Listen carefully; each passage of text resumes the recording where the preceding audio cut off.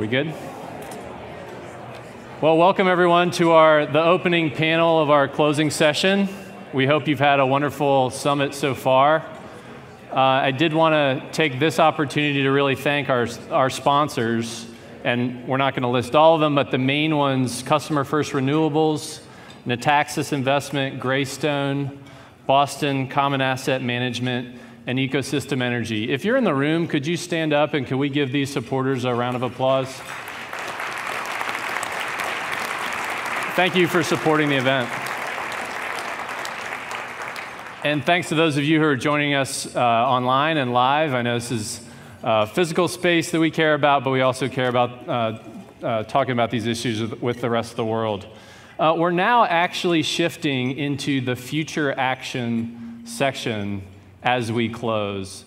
And today we're going to be really discussing on this panel, to start, the role of the research institution in driving cross-sector and place-based climate action. And then afterwards, we'll have a chance to discuss together as a group, how are we going to move this work forward, some part being inspired by what we'll hear in a second. President Napolitano, you have led this group, so we're going to go down the line just with quick introductions here, but we'll turn to you first. We have President Stanley from SUNY Stony Brook. President Stanley is actually representing Chancellor Johnson from the SUNY system. We have President Napolitano, the president of the University of California system. We have President Drake from Ohio State University, the Ohio State University. Exactly right.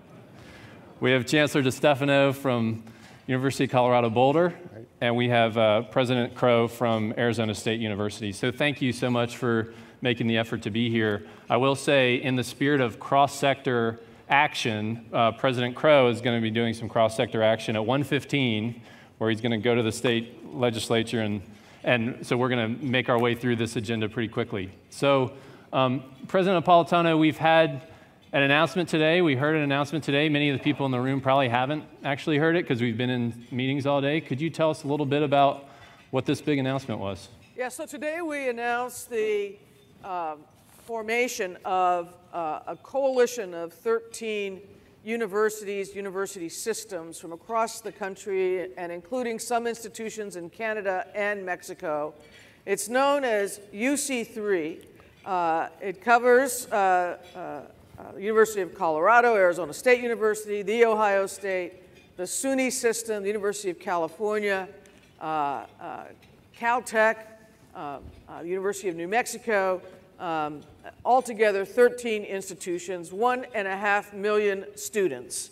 And what the coalition is designed to do is to work together collaboratively on research that facilitates place-based climate action, working with our local communities, our local elected officials, and the like.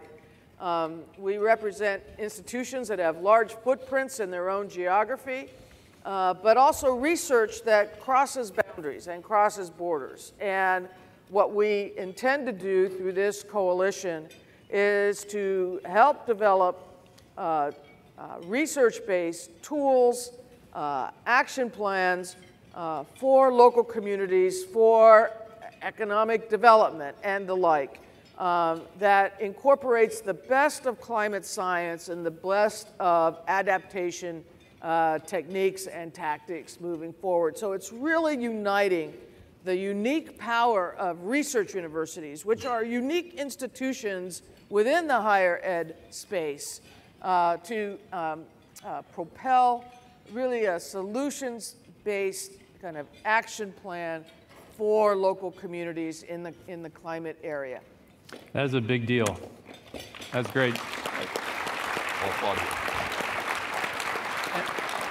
And thank you for your leadership on this. I'd like to start with President Stanley, and we'll just go down the line. Why was it impingent upon you as other research institutions to join this effort?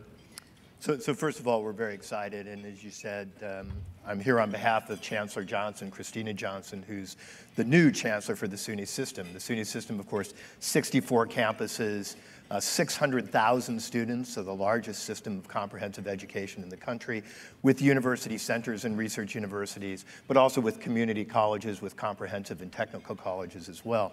We're 40% of New York State-owned buildings. We have some of the largest energy demands of any system in the country. So we're very interested in being involved with this coalition. As a research university, we believe that research universities are the place that can tackle these kinds of issues. We have the diversity, multidisciplinary approaches that come from the ability to bring together economists, social scientists, psychologists, and of course the engineers, physicists, and other scientists who really will help us get the technical solutions. But as we all know, climate change, and this is very important, is not purely a technical problem, right? It's not going to be solved purely by technical means. So research universities assemble talent, they assemble generations, and they're the right place to get engaged. And I think the partners that have been brought together as part of this coalition have both the innovative approaches and the scope and scale to really make a difference for this country and for the world. Great. President Drake? Well, I agree with my colleagues that this is a very important series of issues, and we're at The Ohio State University. We're a land-grant university. We came into being for the purpose of working with the people in our region to solve the biggest problems of our regions, to help to uplift the quality of life. And so we do that through research and education. We say that our main product is knowledge, and that's the knowledge that we create by research and the knowledge that we transfer by education. And we all need to know more and to do a better job of being able to approach the changes that we see coming in the climate. And so a research university is a great place to model those new techniques and approaches, but also a great place to practice the things that we learn. We, at our university, have about 100,000 people a day on our central campus. We have regional campuses around the state, but about 100,000 people, our students, faculty, and staff, on campus every day. So we're almost a small city, and we have a chance to put into practice those things that we discover. And then by having colleagues around the country from different areas of the country, different countries, but different climates. So the climate is different in Arizona than it is in Columbus.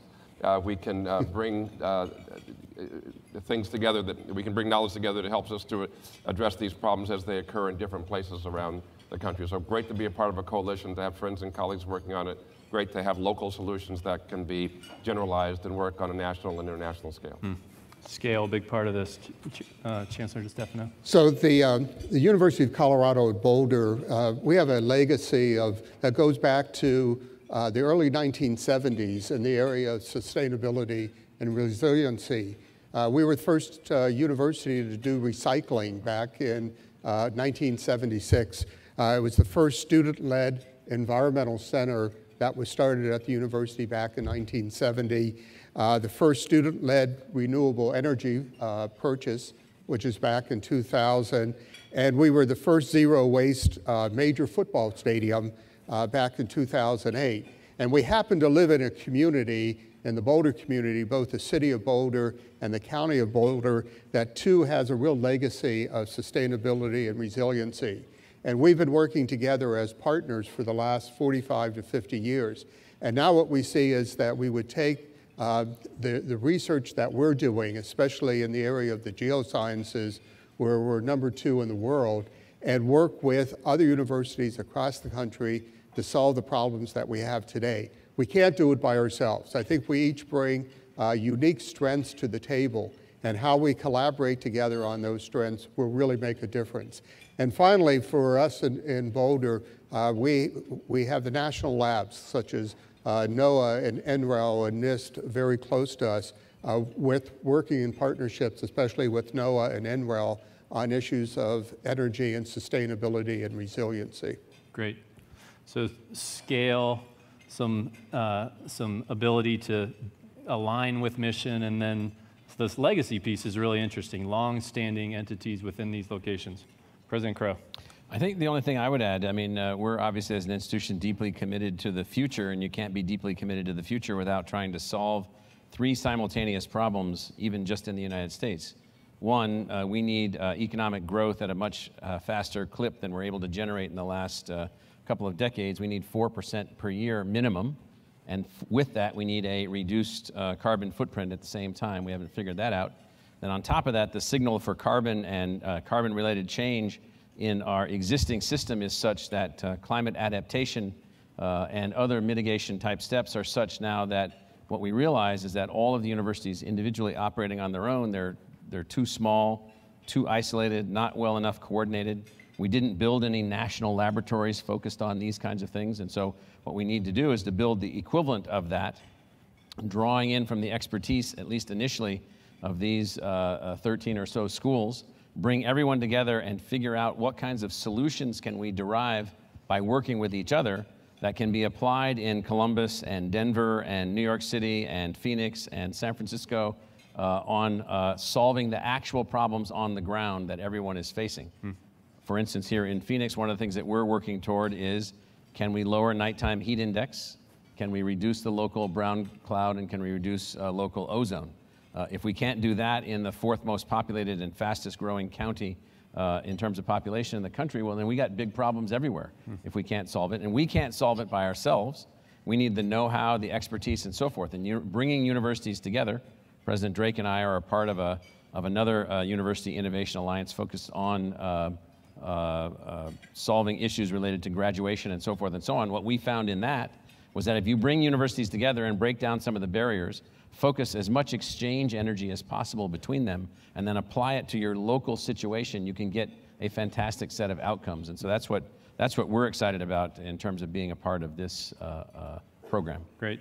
So let's recap: mission, scale, legacy, innovation. I mean, three very important things that that this UC3 is going to be working on.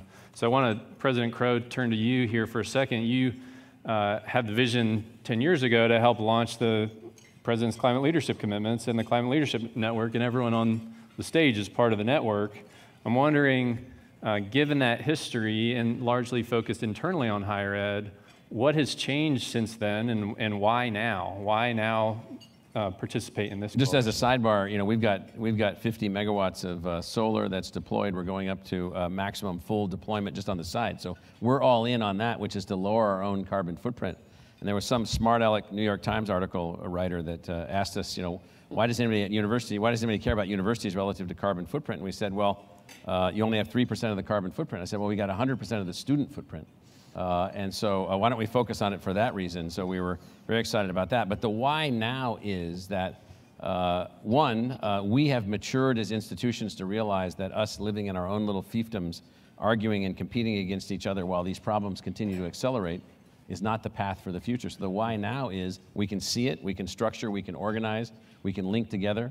Energy has come together, resources are coming together, people need to figure out how to do this. The universities are now able to work with cities in new ways and work with companies in new ways. The old thing about corporations being these evil entities that you can't work with, I think we've matured past that point. And so now we're all coming together, drawing together forces. So the why now is because now is when we need to do this. And then just add to that the why now is that we're a little bit late. We need to accelerate this movement of us coming together to be able to tackle these kinds of problems, because we're not ready for the scale, the number, and the density of complexities associated with the kinds of climate change-oriented impacts that are going to be affecting us on an economic level and a social level and a cultural level. So we need to move more quickly.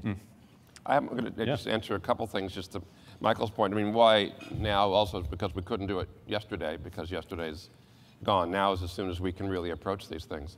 And we talk about being competitive. We all really have worked together in a couple of ways, and UIA is one of those where it's like we're on a team. So we're competitive in that we each want to contribute the most we can to the team, but as we do that, the team does better, and we're more effective. And one of the other reasons for why now is that our connectivity is so much better and faster than it was 5 and 10 and 15 years ago. So we can work across platforms to really do things together, no matter where we happen to be, and be really effective in our day-to-day activities. So it's really important that way. And I also think that our research is showing is that climate change is speeding up. When we joined 10 years ago, we were optimistic, and we're optimistic today. But I think today, as we've all said, to solve the problems, these complex problems, the speed of climate change, and looking much more from an interdisciplinary standpoint, It's not only about science, but it's about economics, it's about sociology, it's bringing together from a policy standpoint, from an economic standpoint. For example, in Colorado, two of our most famous ski areas, Vail and Aspen, they see, they're closing earlier each year.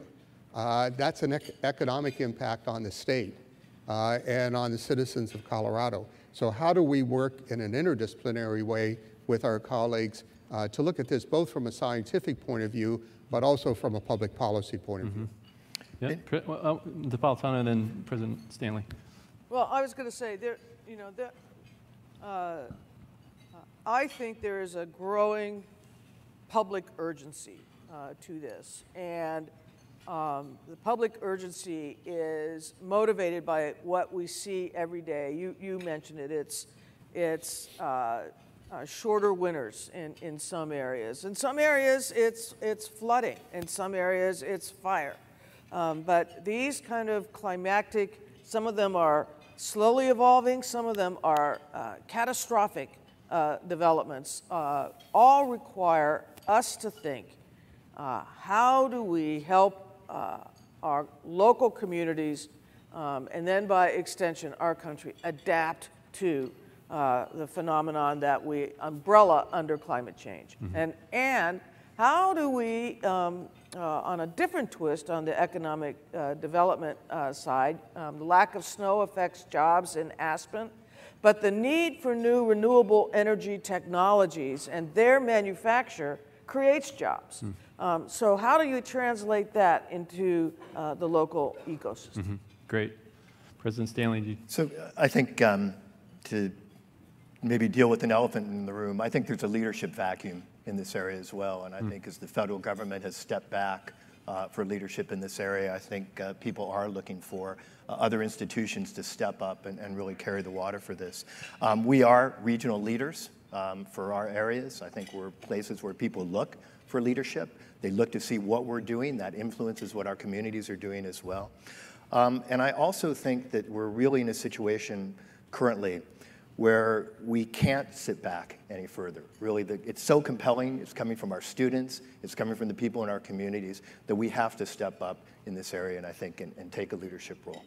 So changing the model in new ways obviously involves, as a research institution, maybe doing your research differently or thinking differently about that. I was wondering, Chancellor DiStefano, if you could think about how federally funded research could be applied locally, maybe in a different way than you've done it in the past, according to this model. Yeah, absolutely. I mean, I think we're all dependent upon research funding, especially from the federal agencies such as National Science Foundation. But I also think we need to explore the possibility of increasing that research funding in public-private partnerships, because again, it's a public policy issue. And I'd like to involve more of the private sector as well as the research universities and the research agencies. You know, one of the things that we have in Boulder is that connection with the federal labs, as I mentioned earlier. And by working in collaboration with federal labs, that's one way of helping the Colorado community, the state of Colorado. And so the more that we can do with getting increased federal funding for climate change, but also to look at private partnerships, because I think in the long run that's going to help us, because it's going to be an issue since it affects all of us, that is going to be an issue that we can solve, but we can't solve by ourselves. Well, and I think the notion of increased federal funding for research that has anything associated with climate change with it is difficult to foresee. You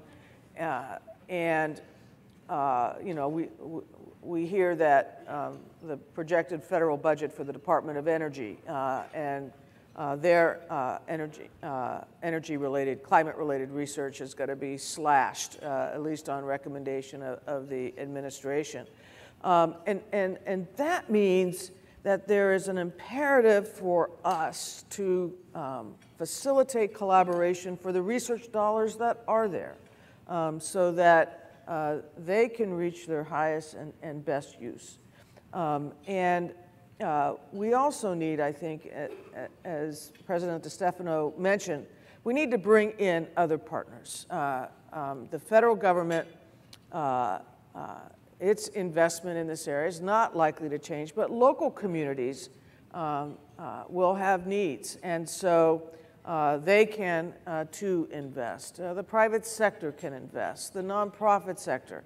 And it's creating that unity of mission and purpose that can hopefully be led by this coalition and other similar type coalitions. But this is a unique one because it begins with the institution of the research universities, which are themselves unique. So, yeah, great. And in fact, it's probably fair to say that one of the mistakes that we've made is to be overly reliant on the government, the federal government, for the financing of these kinds of things, because that's a long-term 75-year relationship from World War II till now that had a sort of simple model. Give us the money, we'll figure out what to do. We'll do great science, we'll help you solve these kinds of things.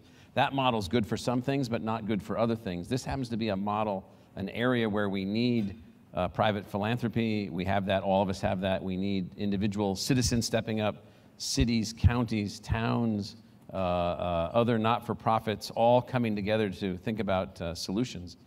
We've got examples of funding and funding partners from all of those activities, as I'm sure all of us do, and that's the best way to work together, because then we have a way to derive solutions that are not, well, let me tell you the science that we did, funded by the National Science Foundation, and here's what we've come up with, and sorry you weren't a part of any of it. We need some of our energy, if not a lot of our energy, to go to working together to drive up economic development, to lower carbon footprint, and at the same time to derive these kinds of adaptive strategies that are going to be needed for us to be successful going forward. That's going to require us to engage everyone. I think we heard earlier today, even with the Pittsburgh panel, where we talked about the role of Heinz in driving a lot of Pittsburgh's climate action forward, and this idea of new models of research in just institution out, but it's actually resources in and new partnerships and what that might look like. I wanted to turn to a bit of a different question. President Drake, I'll start with you on this one.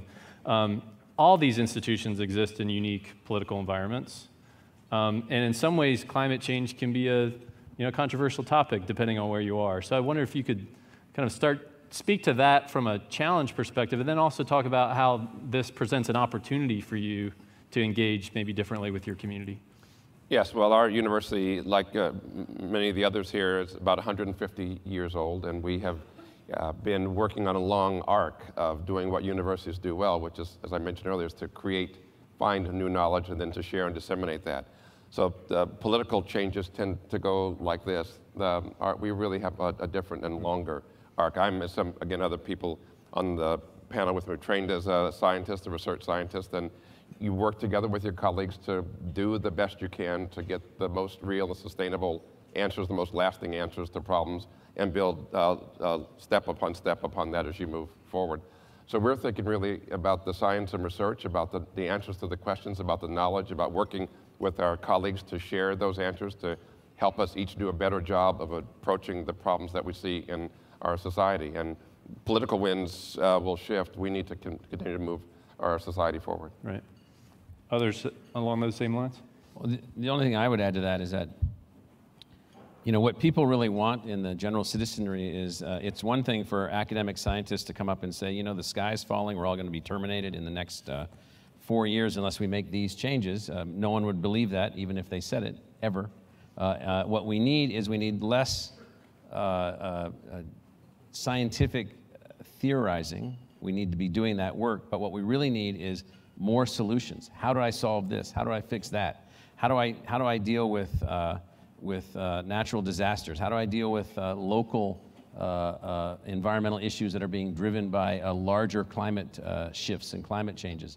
And the more that we look like we can understand the science and then also do the solution, I think the more people will believe that we're working towards helping everyone to work our way through this. I don't think we've done enough of that. Of that connecting? Yes, of that connecting. Right. Well, and campuses themselves, because they are, in essence, mini cities, are great experimental test beds. They're experimental test beds for new forms of renewable energy, new materials science, new ways of construction. They're test beds for energy efficiency and how to maximize that. Because we are test beds, we can not only, I'll use the cliche, talk the talk, but walk the walk, and share that information with our partners. And you know, one of the advantages of this summit is that we're going to be working closely with our communities and looking at our research findings and apply that to real life issues. And then how we share that among ourselves will only make things better. I think the key point is this collaboration, which, as President Michael said earlier, you know, it's not in isolation. It's working together with our unique strengths to solve these problems, and involving, for us, the Boulder City, as well as the county, and working together on that, but then sharing that information nationwide. I think that's going to be a key. So it's kind of a vertical and horizontal Exactly. relationship that this establishes, President Stanley. So to get back to your original question, I'm fortunate enough to be in a state where we have a governor, Andrew Cuomo, who strongly supports action on climate change, and in fact has set some very lofty goals essentially for SUNY as a system and the state as a whole to meet in terms of dealing with greenhouse gases and other components. So it's easy for me, I think, to be an advocate in that setting and in that state. More difficult, I think, sometimes for my peers.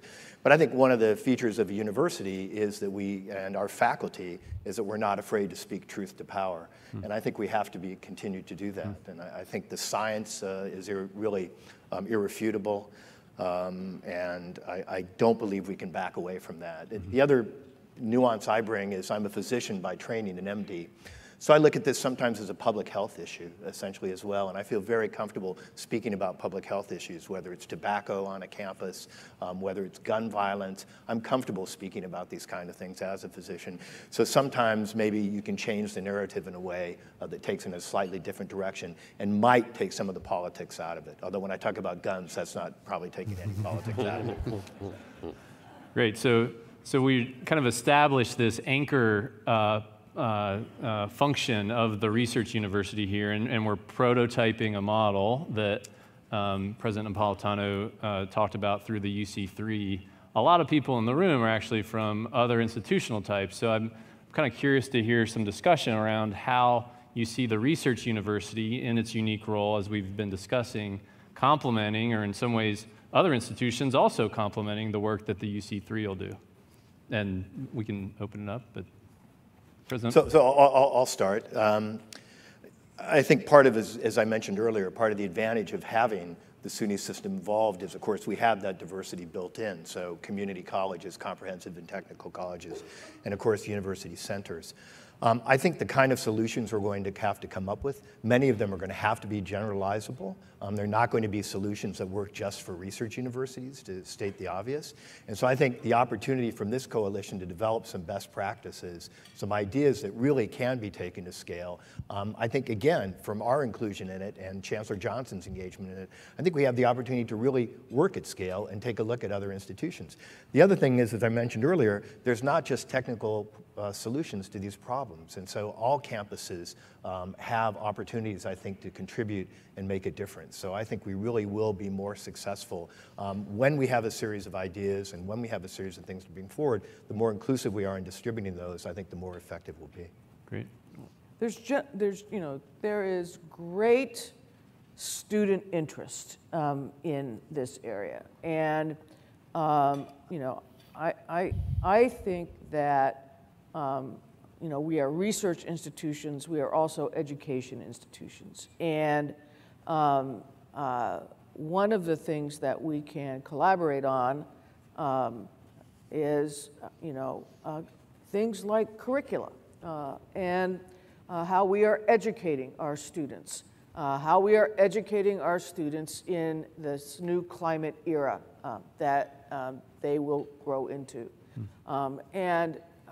There too, in addition to research, there will be things that we can share and receive knowledge from other institutions. So again, this cohort of 13 is really a a prototype, and we need to get airborne. But as we get airborne, I think there'll be multiple opportunities for different types of collaborations. And to your point, it's research, but then also how does curricular activity inform that research, and how can that be place-based? So it almost sounds like you're reorienting the whole of the institution around this topic to solve the challenges that are right in front of you. Indeed, Yeah. indeed. Well, and you mentioned the curriculum, and there's also the co-curricular part of it. It's, we have, I was looking, we have 100 student organizations that are focused on sustainability, started by the students, led by students, and these are going to be the leaders of tomorrow. So the chance that they have to model these behaviors before they go out into the world and become those leaders is something that's very important to them. And so it works with our research, it works with our education, but also the co-curricular part of what we do on our campuses is critically important to training those leaders for tomorrow. And I think from the research that we do, obviously education is a key part of that. I think where other institutions can play a major role is the impact that those institutions can have on public policy within their own communities. And that's the way that this fans out and gets so many others involved, is what the leading research universities do, how we share that information, and how we take that information from an educational standpoint and impact public policy. Yeah. Yeah, the only thing I would add is that, you know, we've got a couple hundred significant cities in North America, Canada, US, and Mexico. 13 of them now are going to work together in a way where a major research university in a handful of those communities is now going to work across all sectors and see if we can garner resources and assets to work on local problems, but learning from at least 12 other places at the same time. If we can figure that out as an organizational strategy for local colleges and universities around all of North America and demonstrate it in a way, then I think that one could see tremendous action and transformation in all 200 plus of those cities. So for us, nothing's meant to be anything exclusionary. It's just meant to, you know, through the leadership of President Napolitano, we got these 13 universities together. We've got, you know, we're going to learn from each other and work with each other. We were talking about how to facilitate that. If we figure that out, these are like, to what President Drake said, these are new organizational cultural technologies, if you will, new ways to do things. Universities working across all sectors focused on local problems, learning from others, trying to simultaneously solve similar problems in their cities, drawing in from the base of scientific and technological knowledge from the entirety of academia and industry and everybody else working together. If you can make that work, then maybe all this arguing and there's no community that wants dirty water, dirty air, ruined soil, poisoned food, more this, more that, higher costs of building. No community wants any of those things. They all want everything to be as perfect as they can possibly make it. Now what one needs to do is how do we all come together to figure out how to do that? And so this is a new way to approach these kinds of problems. Maybe one more thing to say, Michael, about that, which I think is important maybe for those who don't work so much in universities or didn't work in a research university for their careers. And something that, again, many of us have shared in our careers, particularly before we became administrative leaders and were more in the professoriate, is that your work across your discipline is extraordinarily horizontal across the institutions. So when I was in my professor days, my colleagues were as likely to be 100 miles or 1,000 miles away as they were to be down the hall. I was a glaucoma scientist, and so I worked with glaucoma specialists in different parts of the country more than I would have worked with somebody who was down the hall working on corneal disease. And this is just another way of doing that, of connecting ourselves horizontally, as we've done naturally as professors, in ways to use our institutions to share that information to push things forward. Yeah, great. So one last question, then we'll open it up for audience questions. Let's fast forward here to a year later. We've established this prototype. What is your hope? What is your dream? Everything's solved. It's all I done. was going to say clean water, So clean obvious. air, and cheaper. It's an easy problem that'll be done. So we don't need to have the summit next year. President Napolitano, any vision for what next year would look like in your mind? You know, I think organizational infrastructure set. I think initial projects undertaken by the member institutions collected in a report that can be shared. And I think moving forward on a collective process by which we engage in a joint activity or two amongst the 13. We were discussing some possibilities for that over lunch. For example, joint development of some decision theaters, some climate decision theaters that are virtual spaces where they are based on computational magic, as it were, where community leaders can go in and input any kind of scenario they want, what happens if scenarios, and then see what the public outputs of that, or the impacts of that would be. So that would be an idea for one kind of collective project amongst the 13. But definitely organizational infrastructure and collecting, I'll use the cliche best practices, but projects that have been undertaken by each of us that have already shown that they are moving the needle. And these series of convenings that are kind of the first step in alignment with your local community. And each member of the coalition is committed to doing a convening within their institution over the next year, and then we will obviously be doing some across the institution. Yep. Anybody else vision for next year? Little to add. I think it would be nice to have some deliverables in terms of these kind of best practice components. I think I was telling President Napolitano, I had dinner last night with her leader on sustainability and energy for the UC system. And I was picking that person's brain essentially about ideas that we could potentially utilize at Stony Brook. I think setting up those kind of communications between some of our leaders at our universities, I think would go a long way towards making what we envision a reality. Yeah. So I think one of the things we'll do, first we'll have an infrastructure, so that'll be great. We'll have some people identified to help work on these things. I'm sure we'll set goals, and that'll be fun to see some goals we can set for ourselves collectively and then individually. And then something I'd like to see is that each of us next year at this time will be able to say that there's something that we're doing that makes us better, that we learned from someone else in the coalition. That'd be a good challenge for us to share with each other. Yeah, and I would add to that that the key to success, to solving these complex problems, the key is collaboration. And as I mentioned earlier, we all bring our unique strengths to the table.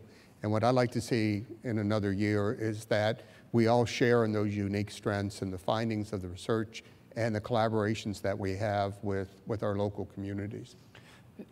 I'll just add that we've got to get past the notion that somehow there's, it's all negative, everything's bad that's happening, there's idiots surrounding us and people that don't understand things. Actually, it turns out there are a few idiots. It turns out that what there is a need for are more solutions. There's a need, and so what I'm hopeful for in a year is that these 13 universities have come together and have begun the process of actually moving to the positive, moving to the active, moving to the development and deployment of interchangeable solutions that we're learning and deriving from each other. So we've never done that before. If we can do that now, hopefully a lot of good can begin to come out of that. So that's what I'm hoping for. And when you're creating a new model, you never really know what that outcome exactly is going to look like. We don't know. So that's kind of the beauty of this exploration and the journey that we've started together.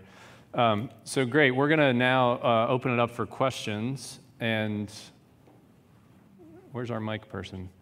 I would just say President Crow has 5 minutes. So if you're going to get a question in for him, do it in 5 minutes. All mics in use, please repeat questions. Okay. So I think what you're saying is holler out the question and then I'll repeat it? That's the Southern way of saying it. Holler out the question and I'll repeat it. I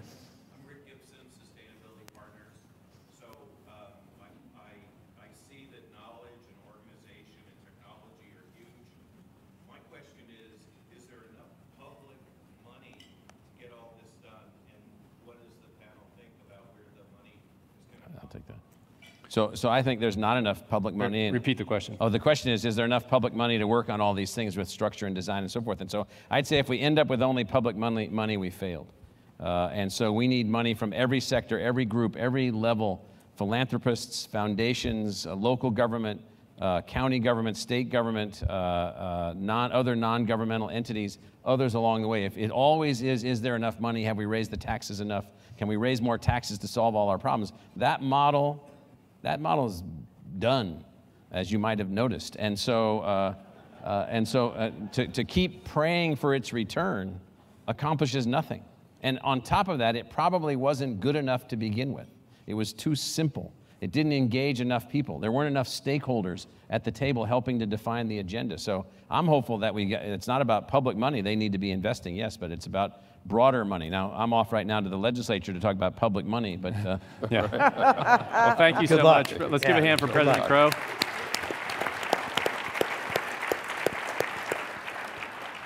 So others on this. Well, I would just add, in this day and age, we need to be entrepreneurial and innovative. I mean, we can't rely, the status quo, as Michael said, doesn't exist anymore.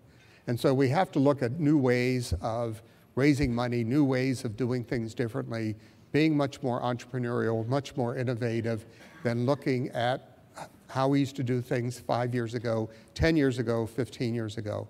Without being entrepreneurial, innovative, we're not going to be able to solve this problem. Money important, but I really like good ideas, and I want us to be able to come together and actually have better ideas about how we're using the money that we have already, and to not let those kinds of barriers stay in front of us. Just having more to throw at what we've been doing, I don't think is our best solution. And just in thinking about when we were all sitting here, I was thinking, you know, if I looked at everyone who was just on the panel, everyone here is doing something well that I don't know about. And just being able to share that among ourselves will make it easier for me to do a better job next year, and I hope vice versa. So I hope that our coming together, our coalition, really brings good ideas, better ideas to the table, and the funding will follow that. That's a great point, that sometimes you think of funding as the only resource, but there's so much rich resource that exists already. Yeah.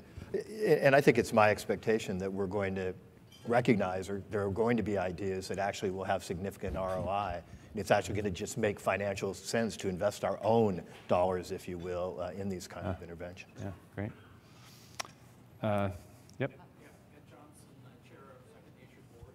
I was wondering whether you could see in a decade plus hopefully a global infrastructure that emerges from this core infrastructure that you're setting up. So how realistic is that? So the question is whether in a decade or so we could see a global infrastructure emerging from this effort, a mighty tree out of a seedling, so to speak. I think thinking globally is obviously incredibly important in this field. It's one of the reasons why we included institutions from Mexico and Canada in this initial coalition. There is amazing science going on all over the globe.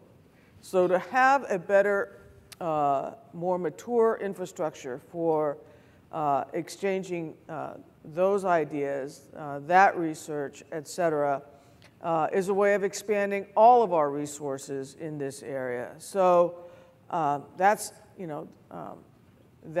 would be a possibility. The decadal vision. Anyone else? Say if you're quiet, you agree. Let's just put that. Okay. Yeah, no, we agree Tim, loudly. we do now have a microphone. Okay. I'm going to say something about global, as you're rephrasing your question, I'm going to say something quickly about global, one of the things that might come out of this as well. As we are learning to do things like to build our buildings more sustainably and less expensively, that kind of knowledge, I think, becomes a great investment in the future. And I'm looking at, you're sitting next to Wendell Rossi, who I worked with for so many years, and we started at the very beginning building buildings, and it was very hard to find suppliers for the right kinds of things we needed, or find builders who knew the techniques that we needed to be able to be more sustainable. But as we did that hand over hand, that knowledge grew, that base grew, the suppliers grew, there was more of a market, and we were able to do more and more of that, and others were able to do more and more. So I think the good ideas here will, in fact, spread in a way that could link people together to be able to have a more sustainable future. Sorry for the, Yeah, forgive me for I interrupting. would just add very quickly that, our faculty and all of our institutions are collaborating with researchers across the world on this issue. And so we want to be able to bring that to the table as well, of what we're learning from our colleagues in other countries and how they're handling some of these issues, how we're doing it, and then bring it to the table as part of this group. Great. Thank you. I'm going to bring another question from an area that's often a forbidden topic to you. But before I say that, I want to say how exciting it is to hear about your collaboration. The forbidden topic is often the endowments. And there's been a lot of talk by Ceres and others about the need to move capital from institutions to climate solutions. So my question is, within your universities, or maybe among them, how do you use your sustainable research and your business experts at your institutions to help inform your investment committees about investing in those types of opportunities? So I'll start. Do I need to repeat the question? No. Okay. Well, I don't think so. Well, I will. So Okay. the question is, within our institutions, how are we moving our own investment dollars to support research in this area? Do I have it right? Right. So at the University of California, we manage about $115 billion a year or so. We manage our own pension fund, so 2/3 of that are pension funds, et cetera.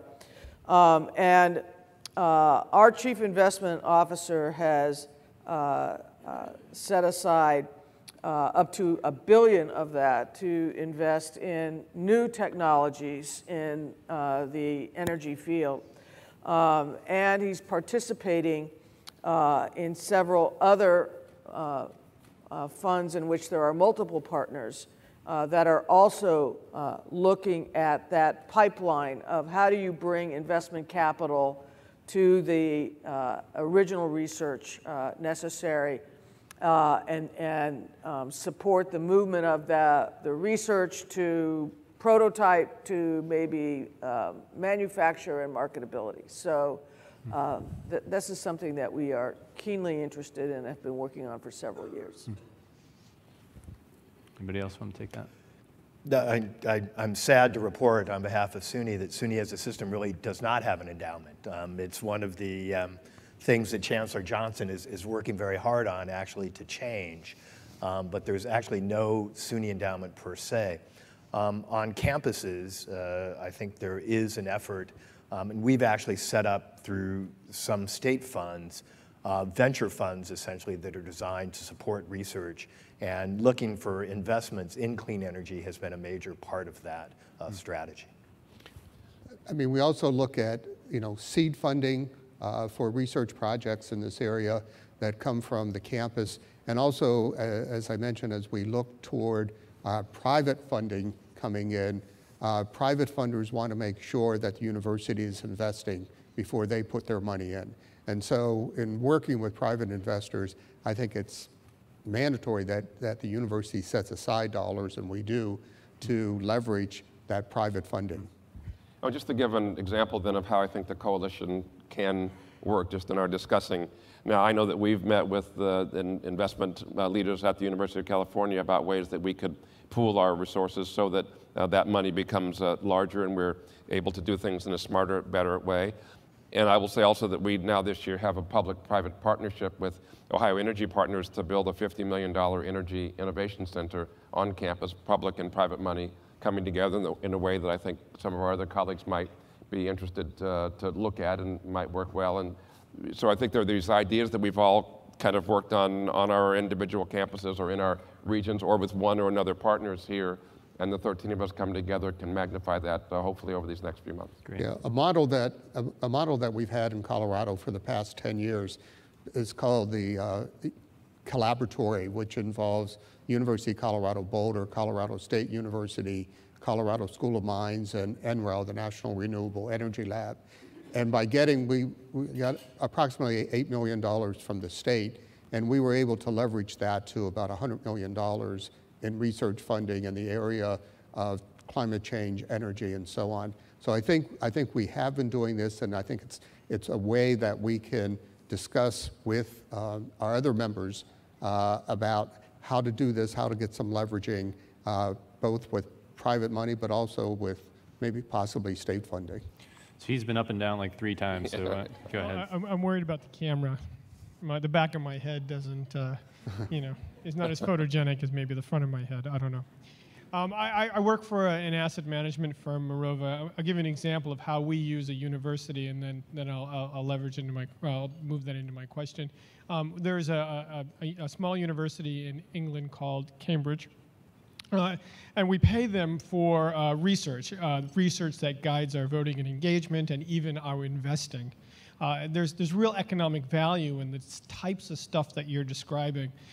Institutions and corporations alike use that research. I'm wondering, given just the magnitude of professors and students that you represent, I'm wondering what your outreach will be. How will you solicit the potential service from the research capability that your collective efforts could make, whether it's architectural or not supply chain, but carbon-related issues that corporations and asset managers like mine would be very interested in and taking advantage of.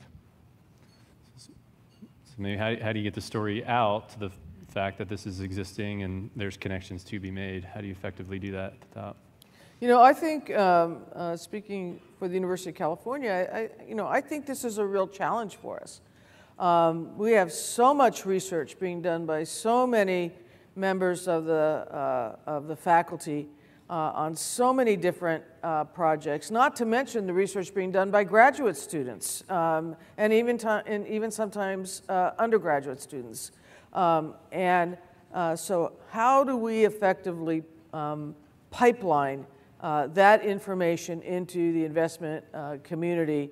How does the investment community find out, is there something happening at the University of California that they'd like to know about? So many times those relationships are built. People go to the same conference, they hear about an idea, et cetera. They're reading the literature, they know it's in the literature. So that's happening. One of the ideas we are thinking about at the University of California is developing, in essence, a concierge service for possible investors, somebody who would help a possible investor navigate the various campuses and find out about what research is going on. But I will say, frankly, this is, filling that pipeline is a challenge. And I think it's been a challenge for the Breakthrough Energy Coalition that Bill Gates announced at the Paris climate meeting. How do you, even when you collect major investors who've put billions aside into an investment fund, how do you make sure that that the investment pipeline is full? And part of this might be network infrastructure too, that as the prototype works itself out can get built out, we can learn, we can iterate on, and then improve. Yeah, that's what I was going to say. I think particularly as we coalesce on some initiatives, I think earlier rather than later, contact essentially with people who can engage in a variety of different ways from the private sector is going to be very important, I think, for us to be successful. I mean, something important for us all to learn from each other, and I just, again, an example. I was thinking of actually 3 things you stimulated. One, going all the way to England for that advice. I mean, Arizona State right here in town. I mean, they're great universities, closer, might save a little time and effort. And carbon footprint. And great ideas. So that's one thing. Another is that I mentioned we have this energy innovation laboratory that we're building. That's a public-private partnership with community members and scientists and the local investor community, all venture capital community, all a part of this. So that the idea will be people coming together with ideas, sharing them in ways that allow them to be generalizable or marketable out to the outside world. So the hope of this hub is to do just that, is to bring those people together and to come up with solutions that work for people. And again, with all of us sharing those ideas together, we can hopefully do a better job of that. And And then finally, I wanted just to say something again at the very beginning that maybe there'll be a contrarian who'll make this wrong, but no one that I know wants dirty water or dirty air. No one that I know wants to waste money and to be inefficient, make the world a worse place. So these are things that we ought to be able to bring lots of people together on to try to help us all make a better world for us tomorrow and for our children in the years thereafter. And so we're expecting great energy to come from this, and I think good things are going to come out of it. Just wanted to add one thing, and that is, and I should have mentioned, Chancellor Johnson, before she came to SUNY, was Undersecretary for Energy and actually was responsible for the strategic technology energy plan for the nation, which designed essentially to reduce greenhouse gases by 83% by 2050. She also, then before she came to SUNY, was an entrepreneur in the energy area. So if she was sitting here today, I think she'd have some very constructive things to add as well, and hopefully next year she'll be able to do that. Mim? Oh. Okay, we have time for last 2 questions. Thank you. Miriam Nelson from the University of New Hampshire, and thank you so much. We're talking a lot about technology, and technology is critically important in all this, but it's really a human problem, I think, even more than a technology problem. And I'm wondering, as university presidents, how you see the arts and the humanities being supportive of helping to drive this change. Well, human behavior is incredibly important, as you were saying, and one of the nice things about all of us are parts of comprehensive universities. One of the great things that we have as comprehensive universities is people approaching these problems from a variety of points of view, trying to come up with the kinds of solutions that people will actually be able to employ in their daily lives. I'm going to shift a bit and answer a slightly different question. One of the things that we're focusing on a lot at our university now is the opioid epidemic. And Samuel and I are both medical doctors, and so we tend to we see things from that point of view, but we understand there's an economic and a social logic and all kinds of other things there as well. And if we focus on one narrow aspect of a problem and try and solve these complex problems from that narrow point of view, we tend not to get solutions that last or generalize well. So one of the great things about having us be research universities, but also comprehensive universities, is that we have people who are expert in all of these different areas on our campuses who can come and work to the problems. And we believe that it's one of the great strengths that we have. And for something as important as the way we as human beings interact with our environment, we believe all voices need to come together. You know, and I look at our research, our scholarship, our creative work on our campuses, similar to what Michael talked about, all impacts humanity. And this crisis impacts humanity and how we deal with it and how we deal with dirty water, pollution, whatever, smog. It impacts humanity. So I believe we need the whole university to work together, not just the scientists and the engineers, as I mentioned earlier, but to really look at our social scientists and our humanists and our arts as a way of impacting humanity to solve this issue. And I think I said in my opening statement that, as you said, that these are not purely technical problems, obviously. They're not going to be solved. And from my previous career as an infectious disease doctor, I always point out the issue of vaccines. We've had an effective vaccine to prevent polio now for more than 50 years, yet we still have polio, we still have measles. That tells you that there's not merely a technical solution that's required, but in fact, we have to deal with social and human issues to get where we need to go. Last. Yeah. Hi, Tony Cortese. Nice to see you all. Thank you very much. As you may know, I was Tim's predecessor when we started the President's Climate Commitment, and I want to just my own personal thanks for you, all of you as big research universities, as stepping up to the table when we first started it, and it was really terrific. I want to follow up on an earlier question, which is one of the challenges that we have is we have to transform all of the way society is moving on these issues. And one possibility there, of course, is the endowments and what you're investing in, besides providing opportunities for yourselves. So a couple of you, Arizona State, for example, and you at the University of California, have made a commitment to use environmental, social, and governance factors in evaluating the kinds of companies that you invest in and the kinds of solutions. So I just hope that the coalition will think about the role of the endowment in actually helping to move this agenda forward. And I think it could be a really big opportunity. So I wanted to thank you very much. Great. Yeah, I think the question of how to orient the whole of the university, and let's not put any informal or formal walls between the parts of the university that could be brought to bear on this topic is obviously the sentiment that you've expressed all throughout this panel. That would be consistent with that. So, can I take the last word, or why don't you take the last word? No, you go ahead. I wanted to say that this is the start of our closing session, and it's exciting that with your leadership, we can kick off this closing session this way, where we can identify the role of the research university in driving this cross-sector place-based climate action. The second half of this is for everyone here now to help us define and think through what that looks like. So after we break, we're going to come back together and be inspired, obviously, by this leadership, but then also think through together what it could look like as we move into the upcoming year. So thank you so much for your leadership, President Napolitano, and all the presidents that are here today and that are virtually here. Find more,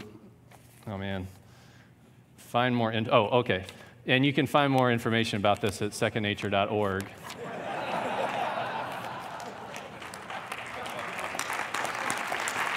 That's the mark. That is the mark of a bad leader, that you don't have the find more about it at secondnature.org off the top of your head. But we are serving as we're assisting the infrastructure and network support for this. So it's a really, that's the place to go if you want to find more information about UC3. Thanks again for the leadership. Let's give a round of applause for the panel.